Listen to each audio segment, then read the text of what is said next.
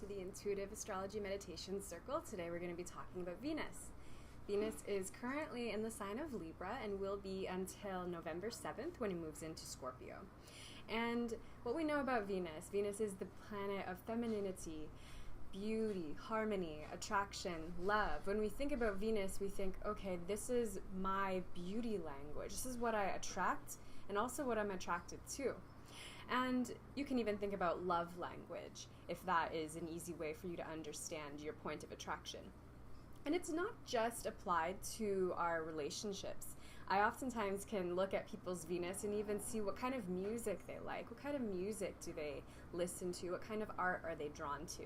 And all of these different things really make up our point of attraction and who we call into our lives, what we call into our lives, including money, finances, resources, and also where and how we are likely to attract those things. And so you can look into your natal chart to see, the planetary placement of Venus, so which house is Venus residing in, and also the sign.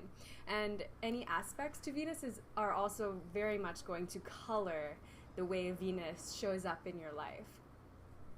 And so when we're talking about Venus and Libra, that's actually a very wonderful placement to have Venus. You might be feeling currently in your life like there's an ease of harmony, or you are more understanding of other people, more easily able to harmonize and balance that sense of self and other. You might also, if you are single, be very attracted to the idea of finding somebody that you can connect with on a deeper level. And then when Venus moves into Scorpio is actually a placement where Venus is in detriment, meaning, so since Venus rules both Taurus and Libra, Scorpio is the opposite sign of Taurus, and so it's the opposite place of rulership. It's kind of like Venus likes everything light and harmonious, lovely, beautiful, easy. And then those words are not what we use to describe Scorpio at all.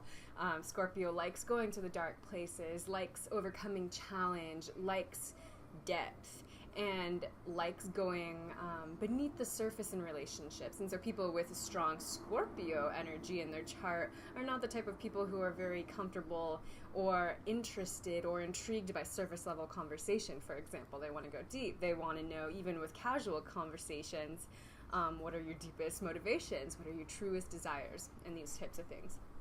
And so paying attention to where you have Scorpio in your chart, along with Jupiter in Scorpio, this is a very, over this next month and a half, this will be a very strong time for really attracting to you actually what you desire on the deepest level, especially if you're aware of your deep motivations and what you really want on a soul level. And so while in Libra, Venus is going to be making an exact opposition with Eris, the planet of liberation, and also with Uranus, the planet of sudden change. And so taking this element, this aspect pattern together, we can really look at liberating ourselves from any past patterns in relationships, or any outdated beliefs, or anything that essentially does not serve our highest version of our love that we want to call into our lives. And so that's how you can really use this time. And then she will make a square to Juno, and Juno is also the asteroid of soulmate, soul contract. And so with this square, squares being about tension, we're going to be looking at what it is that we actually need, which is Juno. And then how does that come into possible tension with what we are currently attracting into our lives? And so squares are great because while they bring us the sense of tension, they also bring us that opportunity to solve the tension, to go in there, take any necessary action that we need to use in order to change or to align or to find integration, to find that point of practical action that can actually change our experience, especially in relationships. And then when we're looking at the conjunction with Vesta, which will be occurring October 31st, Halloween, we are seeing Venus and Vesta really working together to bring us to a new point of sacred devotion. And this will be a couple days after an exact square with Pluto as well. And so Venus is a really big player right now, and we'll be looking at how are we transforming our sense of connection to how we relate with ourselves, how we relate with others, possibly even how we are attracting money and resources into our lives, especially depending on where you have these configurations showing up in your chart. And so starting November 9th, you'll start to feel your energy of attraction expanding, especially as Venus comes into conjunction with Jupiter. And that's a really nice time for, if you are already in a relationship, really coming into that place where you guys can say what you want together, look at your goals together in a relationship, and how are you guys expanding and opening according to both of your individual needs, your individual wants, and how you can grow together as a partnership in harmony.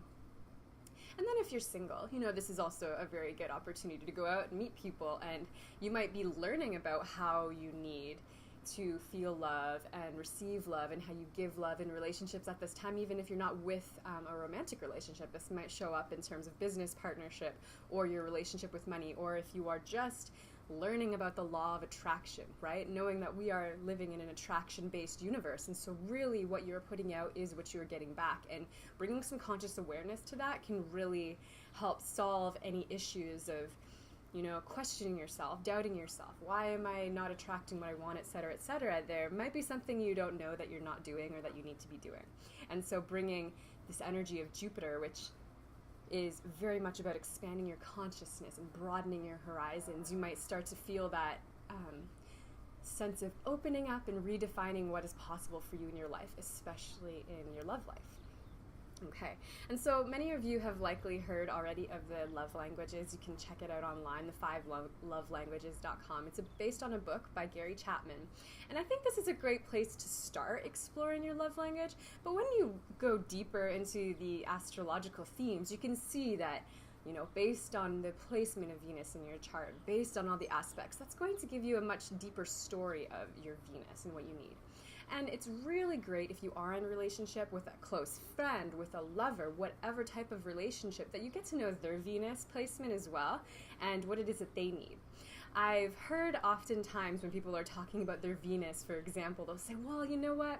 I'm a Venus in Scorpio, so that just means I need depth and intimacy and people to always look me in the eye, and if they don't do that, then it's not a good match. They will use their Venus energy kind of like a shield or like an excuse to stop evolving and being able to be in better relationship with other people. And I personally don't view that as the goal of learning about yourself. It's about evolving, and it's about using your energy to its highest potential. We are technically compatible with everyone. We are able to learn about our needs, other people's needs, how to compromise, how to find harmony, right? That's what this Libra time is all about. It's about acknowledging yourself, but while in relationship with another. And so take this knowledge and this information about Venus as an opportunity to get to know other people as well, and how you can actually expand your love language.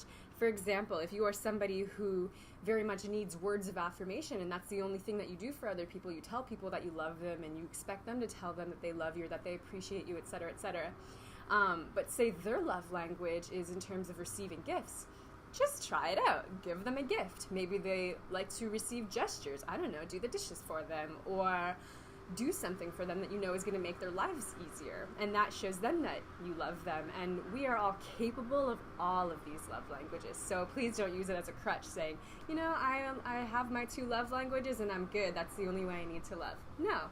Open yourself up. You're human, capable of anything you put your mind to. And in terms of relating, that's what our world really needs a lot more of right now. It's for people to kind of come out of that selfishness bubble and move into opening your heart to other people, myself included. Okay? And so I want you to just locate your natal Venus by sign, house, and aspects, if you're aware of that. And take some time after this video to write down, what is your story of attraction? What has been your pattern throughout your life in terms of what you were attracted to, who you were attracted to, how you bring in resources to your life, etc., etc. And then identify your strengths.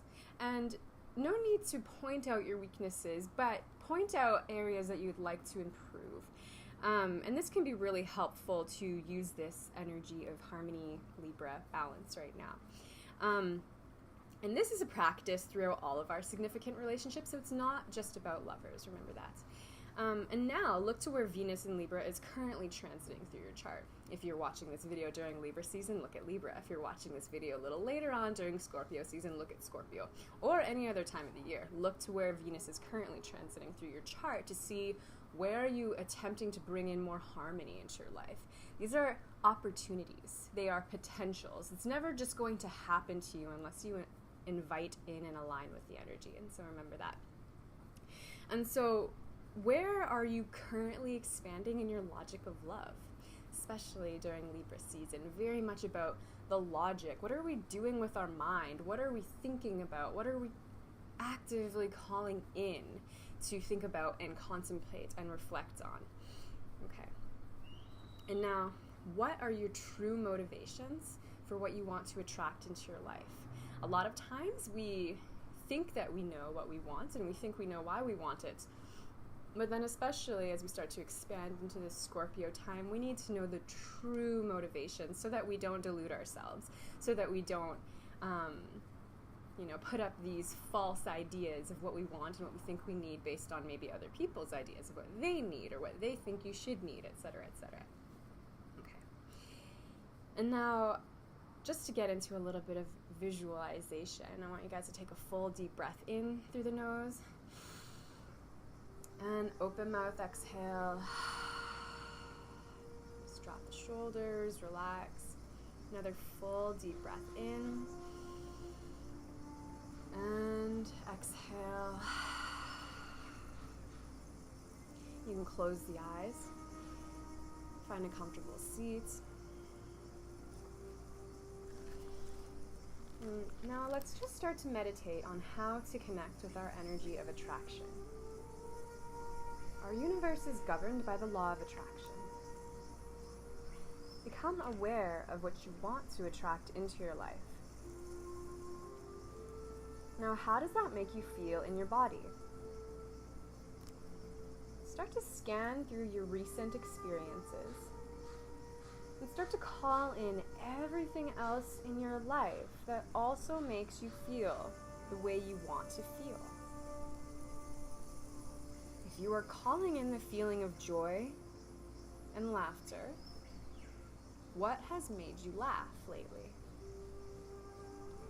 If you are calling in the feeling of depth and intimate connection, what has already brought you to that place of deep soul union? Ask Venus for the logical steps to bring you to that necessary frequency, love or above. This is the point where your higher self resides. And start to call in what you truly want on the soul level.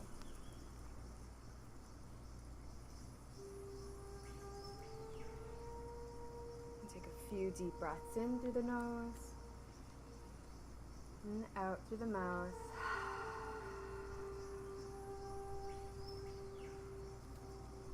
And you can start to come back into your current space. And I want you to take a moment when this video is over and just write down anything that came up for you. And before we go, I want to show you guys the Venus mudra. And so you take the Venus mudra by putting your hands together. If you're a woman, placing your right thumb on your left mound of Venus. And that means your right pinky will be on the top. If you're a man, switch it up. Left thumb goes onto the right mount of Venus. And then you squeeze. That means left pinky will be on the bottom. And what this mudra does is it actually starts to activate the balancing functions of your glands, so modulating your glands, modulating your hormones. It also increases sex drive. It increases your desire to connect and can be said to be an aphrodisiac. And it also helps you to find that balance, find that calm, that peace, that harmony that Venus represents. It very much activates the heart chakra. And so with that, I wish you all a beautiful week. Many blessings. Until next time.